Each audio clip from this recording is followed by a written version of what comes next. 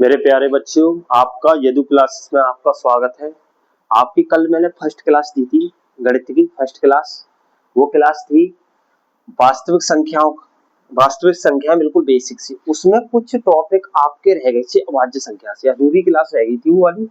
तो उस क्लास को पूरी इस क्लास में करते हैं आज। देखिए ये भी बेसिक है आपका।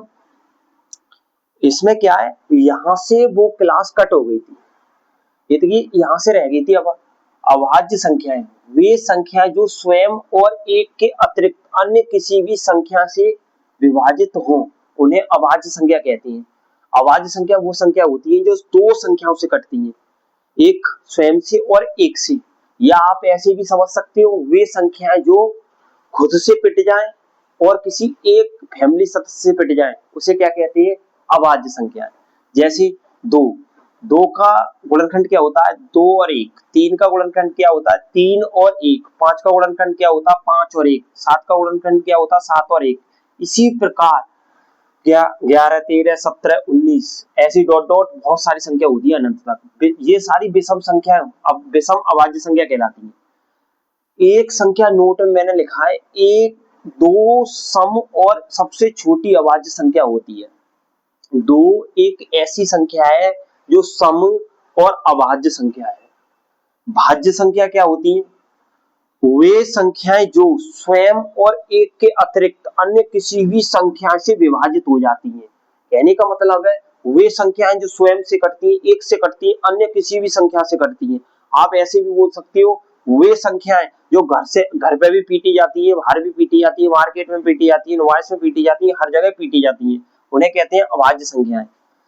तो इधर देखिए इसके फैक्टर कैसे होते हैं। गुणनखंड चार है, दो इंटू एक इंटू चार, दो से भी कटेगा, चार एक से भी कटेगा, चार से भी कटेगा, ऐसे छह, छह दो से भी कटेगा, एक से भी कटेगा, तीन से भी कटेगा, छह से कटेगा, ऐसी आठ है। इसी प्रकार दो छह आठ नौ 10 12 14 15 डॉट डॉट बहुत सारी संख्या होती है ऐसी। अब आइए सहअभाज्य संख्या। सहअभाज्य ऐसी संख्या होती है जिनके गुणनखंड केवल कॉमन होती है, कॉमन जिसका गुणनखंड केवल एक हो। गुणनखंड तो बहुत सारे होते हैं, जिसका एचसीएफ एक हो, उन्हें क्या कहते हैं, सहअभाज्य संख्या। जैसे दो या फिर दो से अधिक अभाज्य संख्याओं का ऐसा समूह जिसका महत्तम समावर्त एचसीएफ एक हो। जैसे एक होता है, उन्हें सहअभाज्य संख्या कहती है। जैसे दो और तीन, दो के फैक्टर दो इंटू एक और तीन के तीन इंटू एक, इनका फैक्टर, इनका एचसीएफ कितना, एक। तो सहअभाज्य, इनका सहअभाज्य संख्या, इसका एचसीएफ कितना, एक। तो सहअभाज्य संख्या दो और तीन। इसी प्रकार मैंने आकर लिख दिया, मान लो दो और चार, तो अब इसके फैक्टर करूं मैं, दो, दो के फैक्टर करूंगा दो इंटू एक, और चार के फैक्टर कर दूं, चार के फैक्टर दो इंटू एक। तो इस टाइप की संख्या सहअभाज्य संख्या नहीं कहलाती। ये संख्या क्या कहलाती है, ये संख्या आपकी सहअभाज्य नहीं कहलाएंगी। सहअभाज्य संख्या केवल वो होती है जिनका एचसीएफ एक हो। जैसे मैंने इसमें सवारी संख्या लिखी है, जैसे पांच, पांच, पांच इंटू एक, इसका पांच के गुणनखंड हो गए। सात के गुणनखंड क्या होंगे, सात इंटू एक, तो इसका एचसीएफ कितना हो गया, एक। तो वो सहअभाज्य संख्या। 17 और 19 का एचसीएफ कितना आएगा, एक, सहअभाज्य संख्या। पांच और छह का एचसीएफ कितना आएगा, एक, सहअभाज्य संख्या। इसी प्रकार मैंने आपको बताया था अभाज्य संख्या है, भाज्य संख्या बता दी, सहअभाज्य संख्या बता दी। आगे देखिए सम संख्याएं। सम संख्याएं, इवन नंबर जो बोलते हैं, वे संख्या जो दो से पूर्णतः विभाजित हो जाती है, उन्हें सम संख्याएं कहते हैं। तो वे संख्याएं जो दो से पूर्ण रूप से कट जाएं, दो से विभाजित हो जाएं, उन्हें क्या कहते हैं, सम संख्याएं। जैसे दो, दो में, अब दो में आपका दो से दो का भाग चला जाएगा, चार, तीन में नहीं आएगा, देखो चार में चला जाएगा। मतलब सम संख्या होती है एक छोड़ के एक, पहले सम होगी, फिर विषम आ जाएगी, फिर सम आ जाएगी, फिर विषम आ जाएगी। इस टाइप से एक का अंतर से होती है सम संख्याएं। दो में दो का भाग चला जाएगा, चार में दो का भाग चला जाएगा, छह में चला जाएगा, आठ में चला जाएगा, 10 में चला जाएगा, डॉट ऐसी संख्याओं में चला जाएगा दो का भाग। आप ऐसे भी देख सकते हो, दो का भाग उन्हीं संख्या में जाओगा, पीछे आपका जीरो आ रहा हो, इकाई अंक, दो आ रहे हो, चार आ रहे हो, छह आ रहे हो, आठ आ रहे हो, 10 आ रहे हो। 10 तक तो मतलब 10 में तो चला ही जाता, जीरो आ जाता है वापिस। ऐसी संख्याओं में दो का भाग चला जाता है।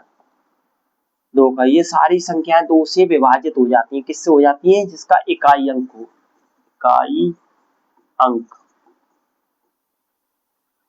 इसी प्रकार 2, 4, 6, 8, 10 इसके बाद में अगर कोई 0 आ रहा हो इकाई अंक तो आपकी 2 से विभाजित हो जाती है वो संख्या।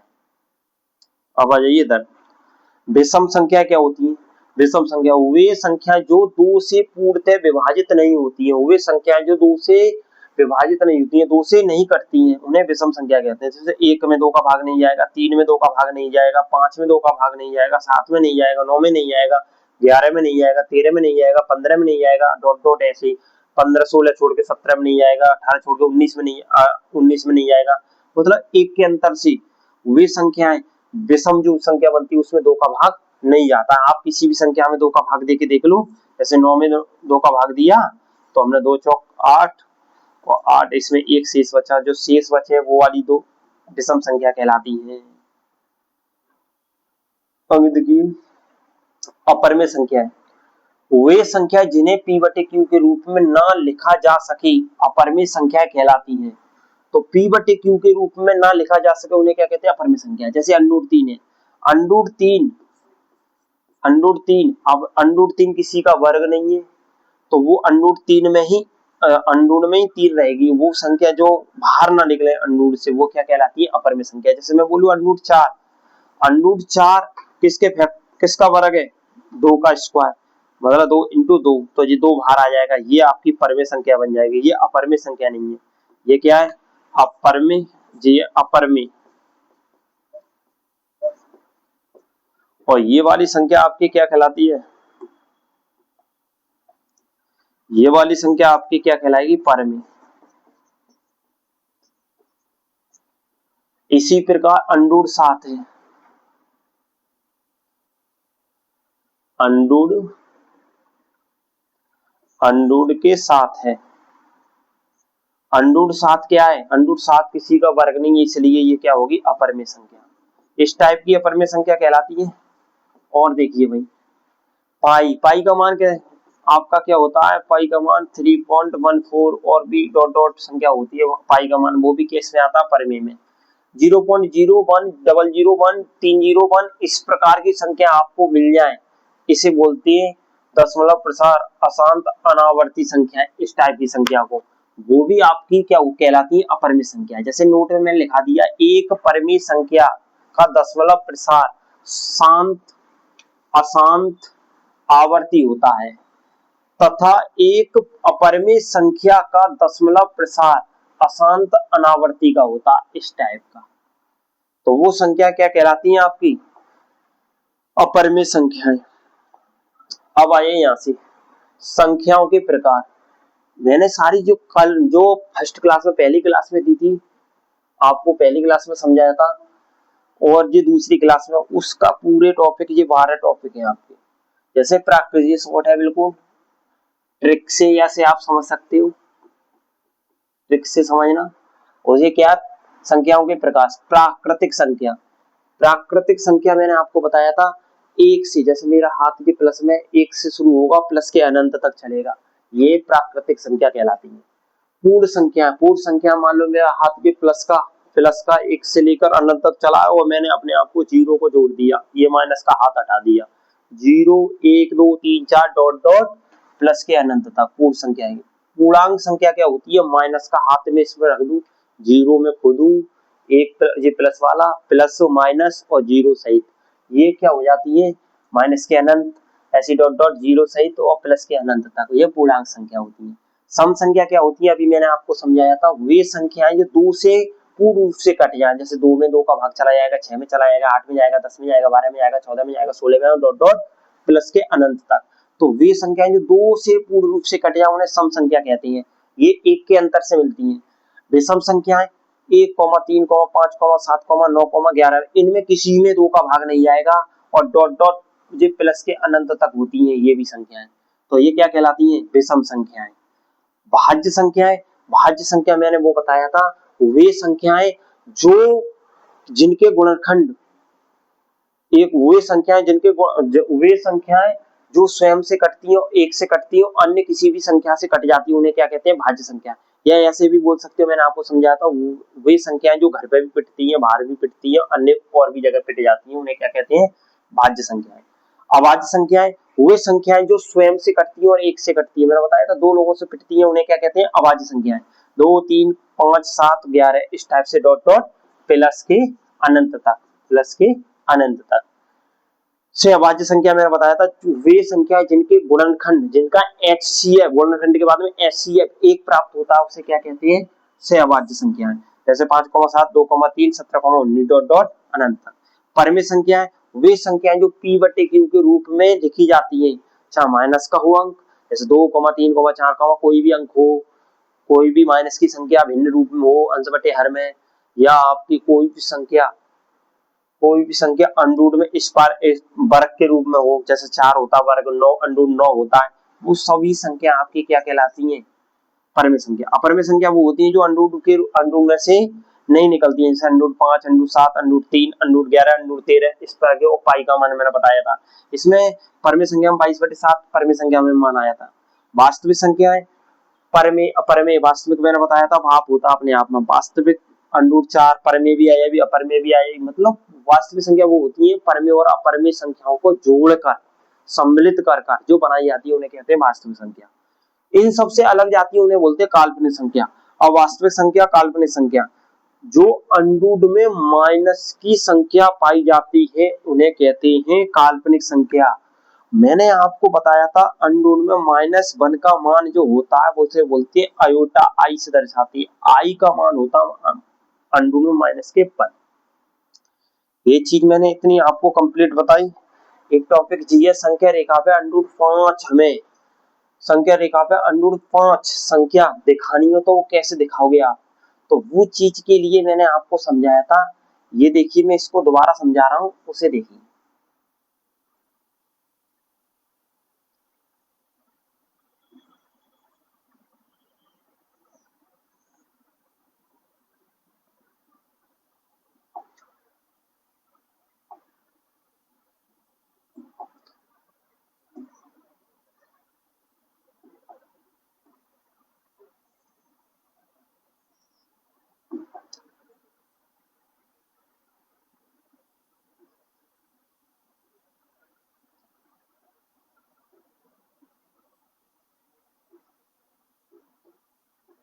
देखिए मैंने एक्स अक्ष पे 2 अंक ले लिए, एक्स अक्ष पे 2, और वाई अक्ष इधर होता, वाई अक्ष पे ऊपर 1 ले लिया, 1, और एक्स अक्ष पे मैंने ले लिए 2, तो ये यहां से यहां तक कितना हो गया? 2। वाई अक्ष पे ये ले लिया। अगर मैं वाई अक्ष ये में जो मिला दूं और इसको देखो कर्ण, अब ये क्या बना हुआ? ए, बी और सी। जैसे आप बोल सकते हो ये हो गया ए, और ये हो गया बी, ये हो गया सी। हमने वाई अक्ष पे ले लिया 1, और एक्स अक्ष पे ले लिया क्या? 2। अब मुझे ये क्या हो गया? पाइथागोरस प्रमेय बनेगी। ये हो गया कर्ण, ये हो गया लंब, और ये हो गया आधार। अब मेरे पास कर्ण की भुजा निकालनी है, पाइथागोरस प्रमेय थी, पाइथागोरस प्रमेय, इसे निकालेंगे तो कर्ण भुजा क्या होता है? ए सी का स्क्वायर बराबर ए बी का स्क्वायर प्लस बी सी का स्क्वायर। ए सी जिसको पक्षांतर करेंगे हम, जब इसको पक्षांतर करेंगे तो क्या हो जाएगा? अंडूड में पहुंच जाएगा। ए बी का स्क्वायर प्लस बी सी का स्क्वायर, ए सी बराबर ए बी का मान कितना है? ए सी बी का मान 1 का स्क्वायर प्लस बी सी कितना है? 2 का स्क्वायर। इधर देखिए 1 का स्क्वायर 1 और 2 का स्क्वायर 4, जी का होगा अंडूड के 5। तो अंडूड के 5 ये आ गया। जब हम प्रकाल से इसको यहां तक ये लाइन जो सीधी करेंगे तो अंडूड 5 लगभग यहां तक आएगा। तो आप बोल सकते हो अंडूड 5 यहां से लेकर यहां तक। निरूपित कर। तो इसकी दूरी कितना होगी, यहाँ से यहाँ तक की कितनी होगी, √5। नहीं तो आप ऐसे बता सकते हो इसको, इसे आप ऐसे रख सकते हो √5 यहाँ से यहाँ तक की दूरी, ये √5 इस टाइप से निरूपित करता है। इसमें आपकी वास्तविक संख्या का बिल्कुल बेसिक हो चुका है। अगली क्लास में इसमें जो भी डाउट होंगे आप पूछ सकते हो। इससे जो क्वेश्चन आएंगे पहले जो आपके चैप्टर में इससे क्वेश्चन वो सारे करा दिए जाएंगे आपके। मैं कल से आपके वास्तविक संख्या से बना हुआ आपका पहला चैप्टर वास्तविक संख्या, उससे प्रश्नावली फर्स्ट आपकी शुरू करूंगा तीसरी क्लास में। वो बिल्कुल बेसिक से जो आपका बेसिक मैंने कराया इस क्लास को आप ले लेना। आपका एक एक क्वेश्चन बिल्कुल ऐसे समझ में आएगा, कोई कहने के द्वारा निकल नहीं सकता दिमाग से। ये मेरी 2 क्लास में आपकी वास्तविक संख्या मैंने कंप्लीट करा दी पहले चैप्टर से। अब इसका पहला क्वेश्चन मैं कल से प्रश्नावली 1 आपकी तीसरी क्लास में शुरू करूंगा। राधे राधे। अब कल की क्लास के लिए तैयार रहना देखने के लिए। बंद कर